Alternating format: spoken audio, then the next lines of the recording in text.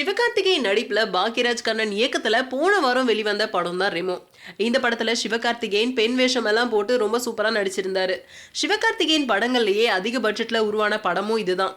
இந்த படத்தை பத்தி கலவையான விமர்சனங்கள் எழுந்தாலும் படத்தோட வசூல் ரொம்ப சிறப்பாவே அமைஞ்சிருக்கு. இந்த நிலையில தான் ரெமோ படத்தோட நன்றி தெரிவிக்கும் விழாவில் சிவகார்த்திகேயன் ரொம்பவும் உணர்ச்சி வசப்பட்டு பேசி கண் கலங்கியிருந்தாரு. தான் செய்யற வேலையை யாரோ தடுக்கிறதா ஒரு குற்றச்சாட்டையும் வச்சிருக்காரு. சிவகார்த்திகேயனோட உணர்ச்சிகரமான பேச்சு கோலிவுட் வட்டாரத்துல பெரிய அதிர்வலையை ஏற்படுத்தியிருக்கு. அது மட்டும் இல்லாம நடிகரும் தென்னிந்திய நடிகர் சங்கத்தோட பொதுச் செயலாளருமான விஷால் இன்னைக்கு தமிழக முதல்வர் ஜெயலலிதா பூரண நலம் பெற வேண்டி காஞ்சிபுரத்துல நடந்த சிறப்பு பூஜையில கலந்துகிட்டாரு. அதுக்கு பிறகு செய்தியாளர்கள் கிட்ட பேசிய அவர்கிட்ட சிவகார்த்திகேயன் விவகாரம் குறித்து கேட்கப்பட்டுச்சு. அதுக்கு அவர் பதிலளிக்கும் போது சிவகார்த்திகேயனுக்கு ஏற்பட்டிருக்க பிரச்சனைக்கு உரிய தீர்வு காணப்படும் அப்படின்னும், சக நடிகனா நான் அவருக்கு துணை நிக்கிறேன். இது தொடர்பா நடிகர் சங்கத்திலயும் புகார்கள் வந்திருக்கு. அந்த புகார்கள் மேல நடவடிக்கையும் போயிட்டு இருக்கு. சீக்கிரமாவே நல்ல தீர்வு கிடைக்கும் அப்படின்னு சொல்லியிருக்காரு. மேலும் அவர் சொல்லும் போது சினிமாவில நிறைய துறையில இது போன்ற பிரச்சனைகள் இருந்துட்டு தான் இருக்கு.